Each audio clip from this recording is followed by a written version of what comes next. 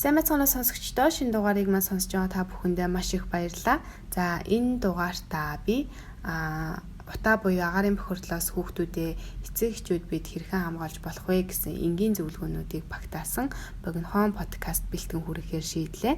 За энэ подкастыг маань ерөнхийдөө 4 бүлэг мэдээллээс бүрдэнэ. Тийм учраас та бүхэн маань сайн сонсоорой. Би саяхан нэг мэдээлэл харахад бол UNICEF-ээс гаргасан нэг судалгаанд дэлхийн хэмжээнд за 1-ээс доош насны бараг 17 сая хүүхэд олон улсын хэмжээнээс 6 дахин давсан агаарын бохирдолтой бүсд амьдарч байна гэсэн судалгаа гарсан байна. Тэгэхээр энэ тоонд бол манай орны хүүхдүүд ч гэсэн багтж байгаа.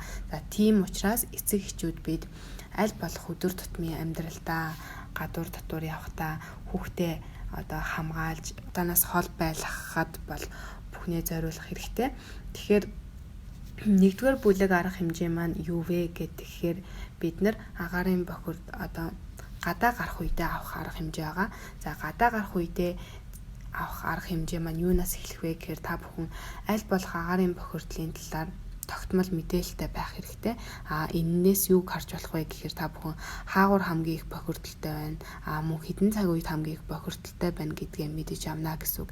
Ингээд агаарын бохирдол хамгийн ихтэй үе буюу өглөө оройн цагаар мөн агаарын бохирдол хамгийн ихтэй байдаг газруудаас зайлсхийх боломжтой болно гэсэн үг. Тийм учраас агаарын бохирдлын хэмжээг агаар цэгийн ч юм уу тогтмол мэдээллийн сайтууд, телевизээс ч юм уу байнга авч байгаарай. За хоёрдугаард гадуур гарахдаа мэдээж PM2.5 тоосон зур шүүдэг утааны маскыг зүүн. Ингэхдээ хүүхдтэй бол хамгийн эвтэйхэн аваа шидчихээргүй тийм нүүрнийх нь хэмжээ тохирсон жижигхэн эвтэйхэн маск сонгож өгнө. За ингэхдээ эцэг эхчүүд маань бас давхар хамт үлгэр дуурайл болж зүүх хэрэгтэй. Ингэхгүй бол хүүхдүүд маань угаасаа бидрийг харж үлгэр дуурайл авдаг учраас бид нар зүгээгүй бол та ч гэсэн зүгээгүй шүү дээ гэд маск аваа хийчих тохиолдол их байдаг. Тийм учраас гэр бүлэрээ ерөнхийдөө гадуур гарч байгаа тохиолдолд маск зүүж хэвших хэрэгтэй. За ингээд үүний дараа бол агаарын бохирдол ихтэй газруудаас аль болох зайлсхийх хэрэгтэй. Үүнд бол за ерөнхийдөө манай хотын бол 70-80% гэр хороол учраас гэр хорооллыг багтаахгүйгээр үйлдвэр, уурын зуух, автомашины зам, автомашин, за тамхи татж байгаа хүн гэдэг энэ мэд хүчин зүйлсүүдээс аль болох хол байх хэрэгтэй. За ягаад автомашины зам гэж байгаа вэ гэхээр автомашины зам дээр агаарын бохирдлын хэмжээ 30-аас 60% илүү байдаг гэсэн тооцоо байдаг. Тийм учраас аль болох машин замаас хол хүүхдээ гадуур авч явахдаа аль болох машин замаас хол. За ялангуяа тэр машины утаанаас гарч байгаа тэр хар туглаг бохирдлын хэмжээ маань болохоор метр 45-аас дээшээ бол арай бага байдаг гэж ярьдаг. Тийм учраас хүүхдээ аль болох дээшээ тэрвэрч явах ч юм уу гадуур явахдаа ийм арга хэмжээг аваарай. За тэгээд машин замаас бол аль чадгаараа хол байх нь байна. Тэгээд мэдээж нөгөө эцэг эхчүүд маань утаанаас зайлсхийж ийна гэд аль болох гэс машиндаа суугаад хүрэх газараа хүрэх гэдэг. Гэтэл машин доторх агаарын бохирдол маань өөрөө гадаах агаараас 21%-аар илүү байдаг гэсэн судалгаа байд юм байна.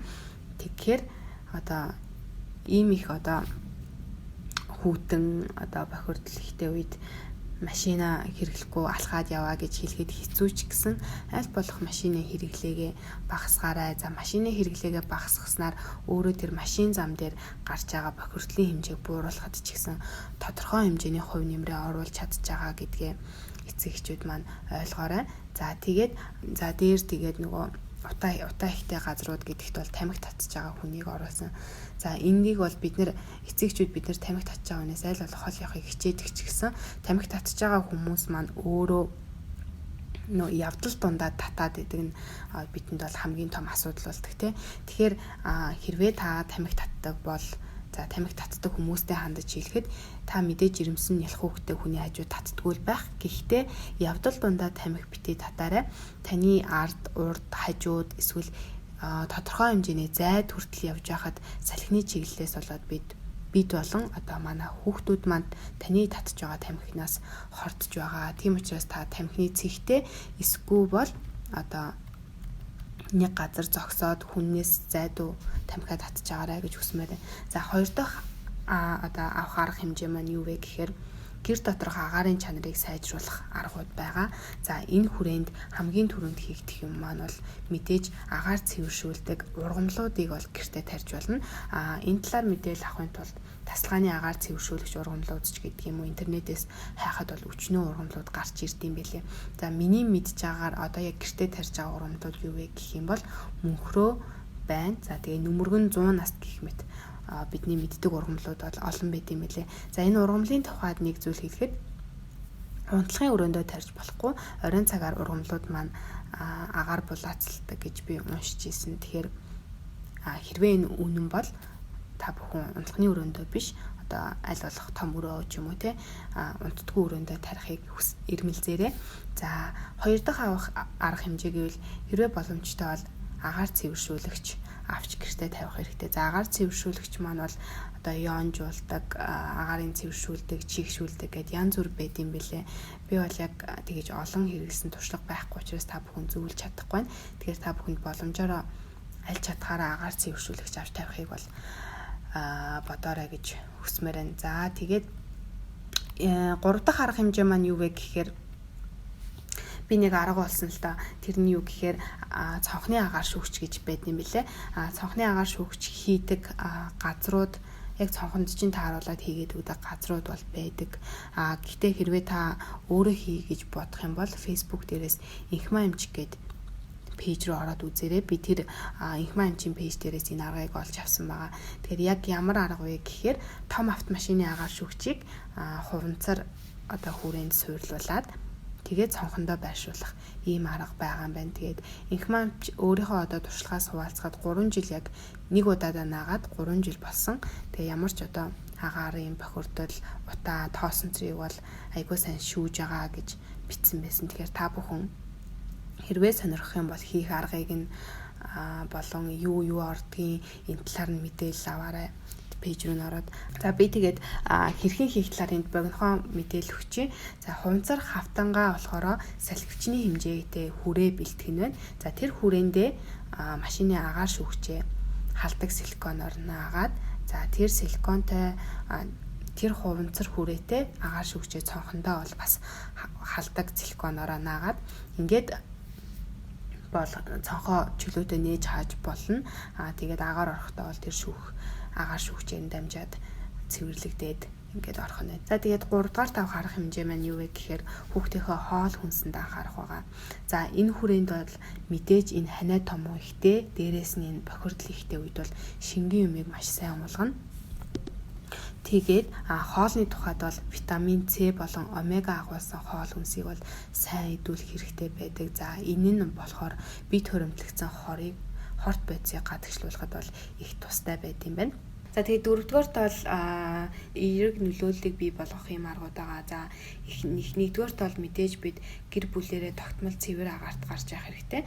Үүнд бол 7 хоногийн хагас аймаг бүтэн сайн нэг өдрийг сонгоод тогтмол цэвэр агаарт гарч за хүүхдүүдээ цэвэр агаарт гүйлгэж тоглуулах замаар уушгийн сайн цэвэрлэж өөрсдөө бас мөн маш их хөдөлгөөнтэй байх хэрэгтэй. Үүнд бол мэдээж ойр дотныхан гэр бүлийгээ сайн урайлж агаарай. За хоёрдугаарт бол мэдээж мод тарих арга байгаа. Мод тарих бол хамгийн одоо нөгөө бидний хийж болох хамгийн сайн, хамгийн үр дүнтэй арга. Одоо урт хугацаанд үр нөлөө өгөх арга боловч тэр урт хугацаанд шаардагдах анхаарал халамжаас нь болоод бид нар бол нэг төвддгүү мод тарьдаггүй байгаа. Тэгэхээр хэрвээ та мод тарих гэж байгаа бол заавал эргэж тэр модоо тордож анхаарч агаарай. Хариуцлагатай байгаарай. Тэгээд гэр хорооллын айлууд маань гэхэд хашаандаа мод тарьж болж юм. За орон сууцнд амьдардаг айлууд маань бол байрныхаа гадаа хүүхдийн тоглоомын талбайд гээд өөр одоо тогтжуулж болох бүх газарт бол мод тарих бүрэн боломж нь бидэнд байгаа. Тийм учраас хин маань энэ нийгэмдээ эерэг нөлөөллийг бий болгохоор эхлээд бусдандаа нөлөөлөөд бусдандаа үлгэрлэж чадах юм бол энэ давалгаа маань өөрөө хотыг маань бүхэлд нь хамраад бидний амьдрах орчин сайжирна, хүүхдүүдийн маань эрүүл одоо аюулгүй амьдрах орчин бүрднэ гэж би боддог. За ингээд энэ дугаарыг сонссон та бүхэндээ маш их баярлалаа. Дараагийн дугаараараа эргээд уулзцгаая. Түр баярлалаа.